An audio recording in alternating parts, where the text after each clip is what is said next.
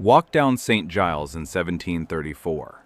Read the wooden sign swinging above the cellar door. Drunk for a penny, dead drunk for 2 pence, clean straw for nothing. It reads like a dark tavern joke. It is actually a binding suicide pact. In the 1730s, gin was the operating system of the London slums. The government tried to ban it 8 times in 30 years.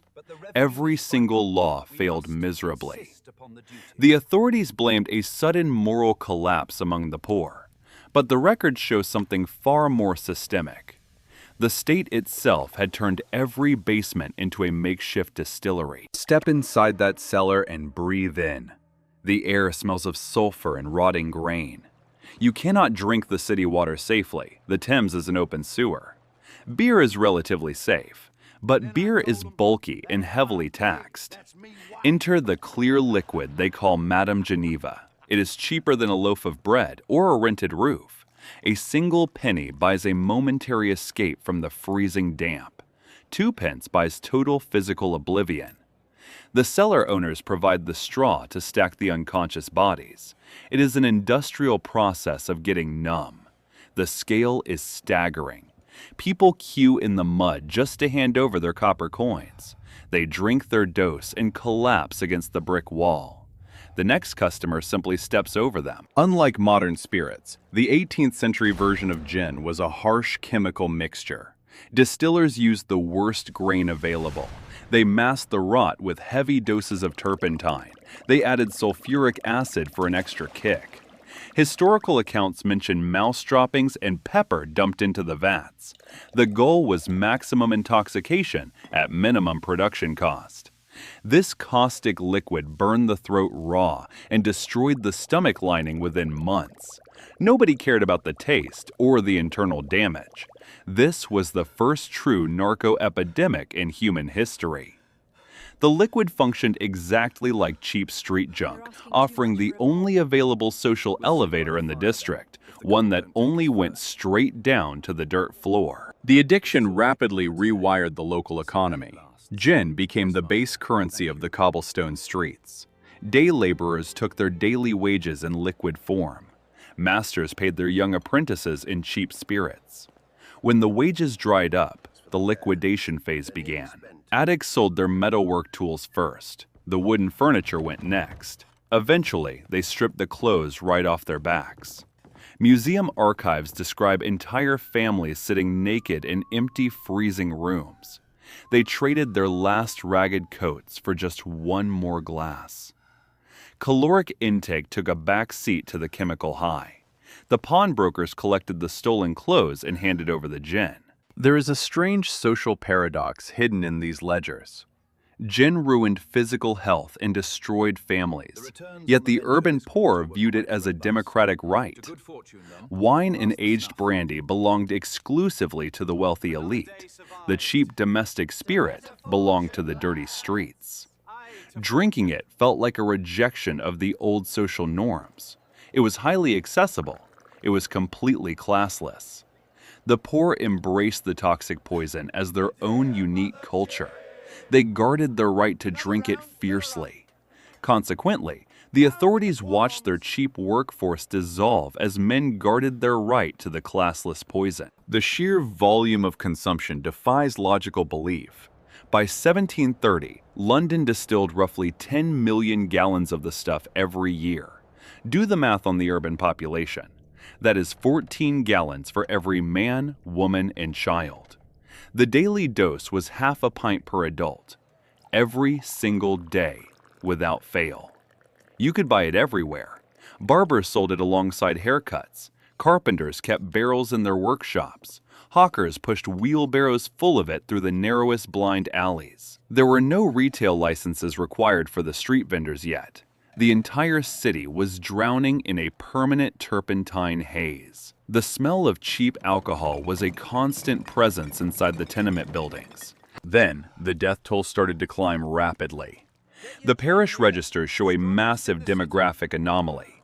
London was pulling thousands of young migrants from the countryside every month. The overall population should have exploded. For the first time in recorded peacetime, deaths vastly outnumbered births. The gravediggers worked double shifts to clear the backlog. The labor force was rotting away before the Parliament's eyes. The darkest numbers belonged to the vulnerable infants. The urban poor faced a brutal daily reality. Mothers worked crushing hours in the chaotic local markets. Crying babies were a serious economic liability. The solution was the same bottom-shelf liquid. Exhausted women fed raw gin to their newborns. They soaked dirty rags in the spirit. Others mixed it with whatever spoiled milk they had. The alcohol quieted the crying immediately. It also stopped the infant breathing permanently.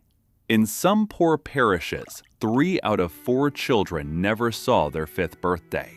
The wooden cradles were empty. The unmarked graveyards were full. The physical landscape of the city broke down completely. The streets became a horrifying open-air morgue. You could not walk a single block without stepping over a body. Some were just sleeping off the 2-pence dose on the cold cobblestones. Many were actually dead from exposure or acute alcohol poisoning. Neglected children played freely among the corpses in the open gutters. The social fabric did not just fray at the edges. It dissolved entirely in a vat of crude acid. This specific visual horror was absolutely impossible to ignore. The bodies, the absolute madness, the dropped infants on the stone stairs. To figure out how an entire capital city poisoned itself, you have to step away from the open-air morgue of the slums. You must walk into the high, quiet halls of Westminster. The historical reality is much colder. The underclass did not invent this crisis in a vacuum. Instead, the English government engineered this disaster piece by piece, and they did it in the name of high-stakes geopolitics. Rewind to the final years of the 17th century. William of Orange held the throne, and his administration faced an expensive, grinding conflict known as the 9 Years' War. The primary adversary was France. At the time, English consumers were pouring vast amounts of silver across the Channel to purchase French brandy. Every imported barrel essentially funded a French musket. The crown needed to sever that economic artery immediately. A strict boycott of French imports was enacted. The state required a highly abundant domestic substitute to fill the massive void left by the banned liquor. The solution arrived as a piece of legislation officially titled An Act for Encouraging the Distilling of Brandy and Spirits from Corn. Parliament passed it in 1690. For decades prior, a guild known as the Worshipful Company of Distillers held a heavily enforced monopoly. They alone possessed the legal right to boil mash within a 21-mile radius of London and Westminster. This guild maintained a baseline of quality and severely restricted the volume of spirits hitting the streets. The monopoly was erased, opening the market to anyone with a fire and a crude copper pot. Reviewing the Treasury reports and legislative drafts of the era, I see a calculated economic weapon designed to maximize domestic grain usage to choke off French revenue. The barriers to entry vanished overnight. An aspiring distiller bypassed guild approval entirely and ignored safety inspections. The law required only a simple public notice pinned to a door 10 days before lighting the fires. Grocers and carpenters set up bubbling vats in their cellars. Stand in a London alleyway just after the turn of the century, and you would feel the heat radiating from the basements.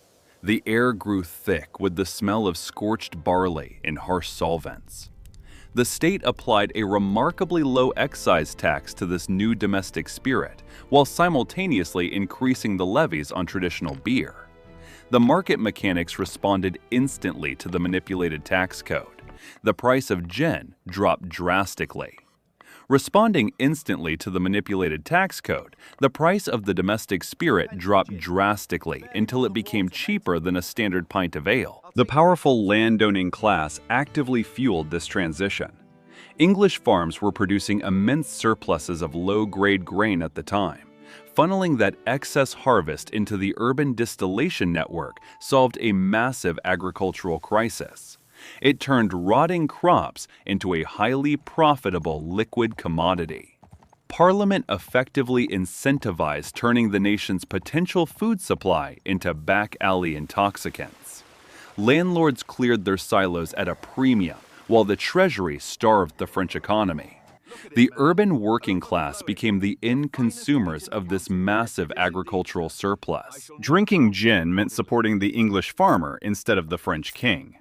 The language of the parliamentary debates was saturated with nationalistic rhetoric. The court presented the promotion of domestic spirits as a defense of British economic independence. Yet a strange rumor began circulating among the local clergy. Certain moralists started referring to the domestic gin as a French disease in an English bottle. They suspected that even though the spirit came from local grain, it carried a social decadence that would rot the country from the inside. A bizarre piece of military legislation then triggered a secondary explosion in unregulated production. The Mutiny Act of 1720 dealt directly with the logistics of maintaining a standing army. Soldiers needed shelter, and the heavy burden of billeting troops fell entirely on local taverns and inns. Publicans despised the system. Unruly soldiers occupied their spare rooms and disrupted normal commerce. However, the legislation contained a highly specific legal loophole. Anyone classified officially as a traitor in distillation was entirely exempt from quartering the military. Tavern owners across the capital realized the value of that exemption immediately. Hundreds of pub operators bought second-hand distillation equipment and started boiling grain on site. They possessed zero interest in the actual craft of spirit making. The bubbling vats served purely as a legal shield to keep the army out of their establishments. The physical supply of alcohol multiplied again, expanding into previously unaffected streets. The very same elites who profited wildly from the grain sales now observed the paralyzed workforce and spiking mortality rates in the streets. By the time the administration realized the true scale of the demographic disaster, consumption had climbed well past 14 gallons per person annually. The lawmakers possessed the supreme arrogance of 18th century governance. They built the sprawling underground market through simple tax incentives, so they firmly believed they could dismantle it with a heavy tax penalty. Parliament drafted a new bill, intending to dismantle the market through severe legislative penalties. The government had already tried halfway measures. Parliament passed the first of the Gin Acts in 1729. They raised duties slightly and introduced modest licensing costs. The street ignored it. A second Gin Act followed in 1733, targeting the sellers more directly. It failed so miserably that lawmakers repealed it just 4 years later. The underground stills were producing thousands of gallons a day. The politicians concluded they needed strict enforcement. That hammer was the Gin Act of 1736. The logic seemed perfectly sound in the quiet halls of Westminster. The Lords looked at a flooded city and decided to raise a towering financial dam. They imposed a crushing duty of 20 shillings on every single gallon of gin. Then they added the executioner's blow, a £50 annual fee for a retail license. £50 was an astronomical sum. It equaled several years of wages for a common laborer. The fee was a deliberate barrier, designed to deny any foothold. The government fully expected the thousands of street-level vendors to surrender their equipment and return to honest labor. The official treasury ledgers from that year make for grim reading. Exactly 2 people purchased that £50 license in the entirety of London. 2. The legal retail market ceased to exist in a matter of hours, but a royal signature cannot rewrite human addiction. By pricing the spirit out of the legal economy, Parliament achieved a very different result. They handed a sprawling, highly profitable industry to men with nothing to lose. Respectable publicans and licensed shopkeepers dumped their stock to avoid financial ruin. Did pricing the spirit out of the legal economy simply force respectable publicans to dump their stock, while back-alley operators stepped into the void? The underground market is notoriously creative under pressure. The product needed to vanish from plain sight. So, the drink took on a new name. Informers searching for gin found empty shelves. Instead, the streets were flush with new mysterious concoctions. Bootleggers peddled Tom Rowe from hidden basement barrels. They poured quick shots of makeshift in dark alleyways. Taverns offered a polite, discreet glass of Lady's Delight to trusted customers. The disguise quickly extended to medicine. Bogus apothecaries sprang up across the slums of St. Giles. They bottled raw, burning spirits and sold them as medicinal drops. Desperate mothers bought these heavy concoctions to treat infant colic. How could the law outplay a burning spirit sold to desperate mothers as infant drops? The mechanical inventiveness of the streets was staggering. Illicit sellers built hidden pipes into the walls of boarding houses. A buyer would drop a penny into a slot shaped like a cat's mouth. A voice inside would whisper. A moment later, a shot of gin would pour from a lead pipe under the cat's paw. No faces were seen. No names were exchanged. The constables found only the wooden mechanism, with the cellars remaining hidden. The quality of the liquid plummeted. Illegal distillation requires extreme speed and cheap materials. It is impossible to carefully refine a batch when the local magistrate is hunting you down. The bootleg spirits grew increasingly toxic. Underground joints routinely cut their product with turpentine. They added sulfuric acid for a sharp, poor man's burn that mimicked strong alcohol. Drinkers regularly went blind. People dropped dead in the gutters, poisoned by a corrosive substitute. The fake gin remained significantly cheaper than the heavily taxed original. A prominent observer of the era captured the grim reality. This excessive consumption had destroyed thousands and rendered great numbers of others unfit for labor, had debauched their morals, and had driven them into every vice. The gin craze spiraled into a full-blown political panic over poverty, labor discipline, and urban disorder. Enforcement collapsed almost immediately. It is impossible to police a city where the primary street commodity is illegal. The Crown lacked a modern, dedicated police force. They needed eyes on the ground. They chose to outsource the violence. The 1736 Act relied heavily on a sprawling network of professional informers. The state offered hefty cash bounties for reporting illicit sellers. It was a catastrophic miscalculation. London quickly transformed into a city of snitches. Desperate men hunted their neighbors for a handful of shillings. Informers prowled the labyrinth of the poorest wards, sniffing out unlicensed stills. By weaponizing the crushing poverty of the streets against the poor themselves, the government watched as arrest warrants piled up on the magistrates' desks. The lower classes reacted with highly organized fury. Informers were viewed as a direct threat to the community's only remaining comfort. The mobs formed with terrifying speed. When a suspected snitch was identified in a local market, the streets ignited. The hunts were brutal and swift. Informers were chased down, stripped naked, and dragged over the sharp cobblestones. Angry crowds routinely tossed suspected rats into the Thames. Others were beaten into silence by heavy mobs. These were coordinated, violent riots. The sheer attempt to enforce the gin policy generated more urban destruction than the alcohol itself. The city watchmen drew the line at patrolling certain districts. Parliament watched the street chaos in sheer panic. They tried to double down on the terror. In 1738, they passed a new, desperate measure. Any attack on an informer was officially elevated to a full felony. The message from the Crown was brutal. Touch a state rat, and you will face the hangman. The threat meant absolutely nothing on the ground. The violence only escalated further.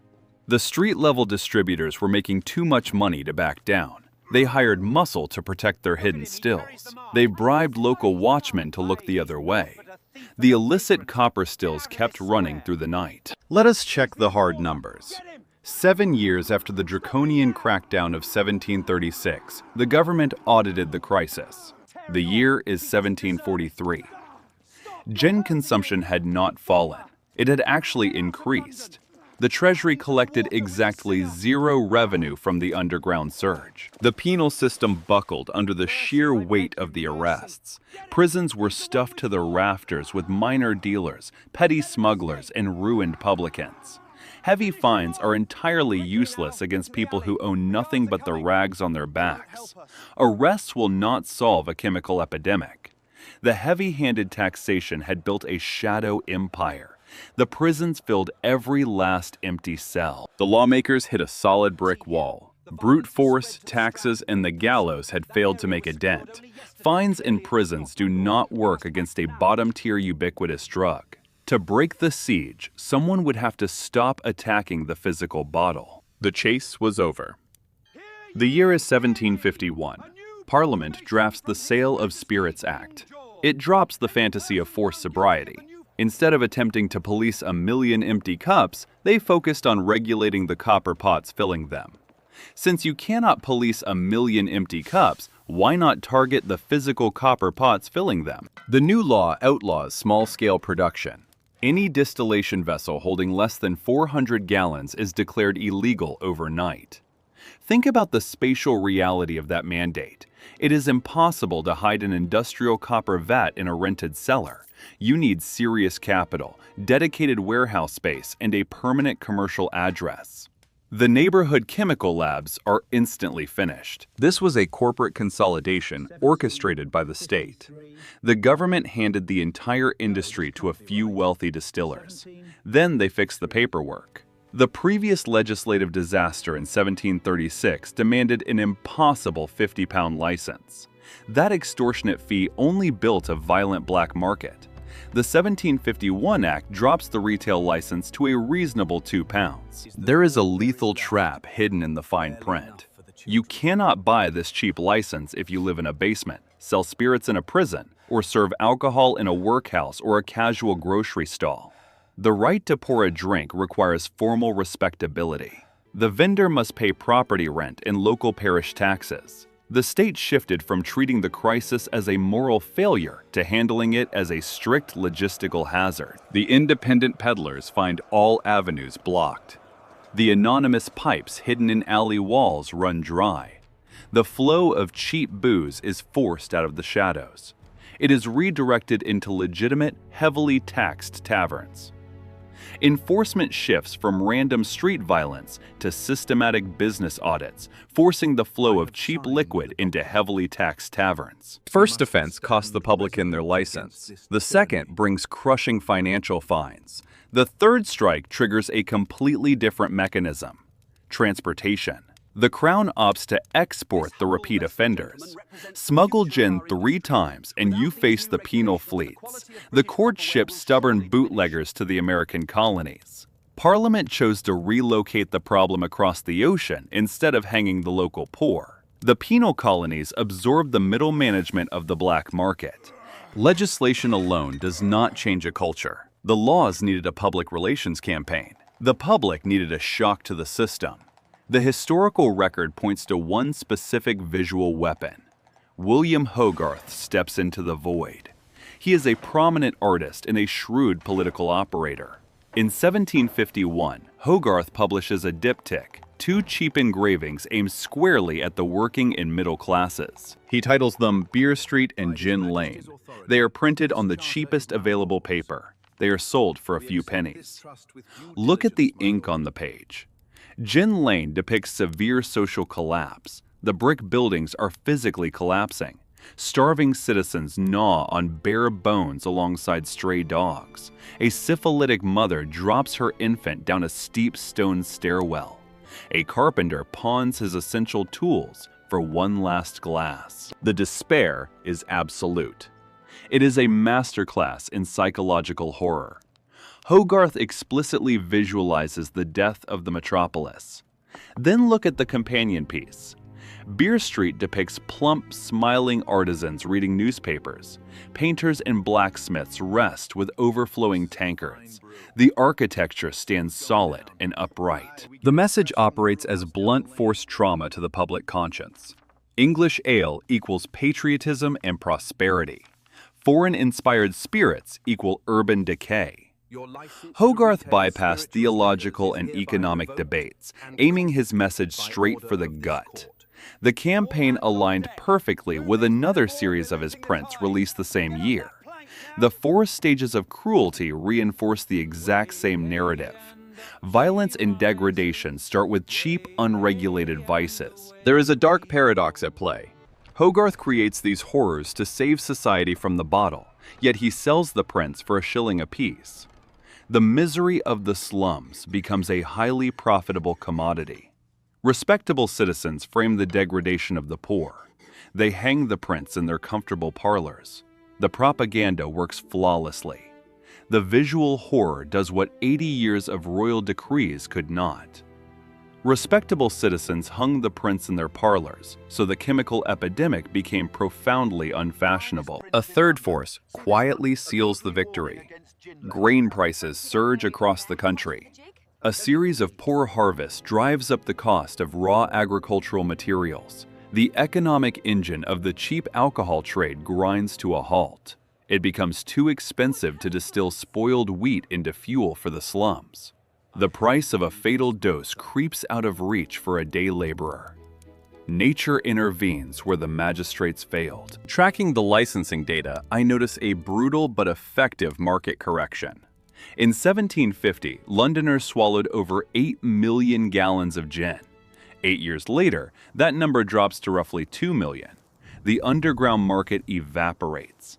Legitimate, heavily regulated distilleries take over the remaining fraction of demand. The poisonous additives disappear. By 1757, the craze was officially dead. The state that had engineered the epidemic for profit ultimately dismantled it through pure economic force.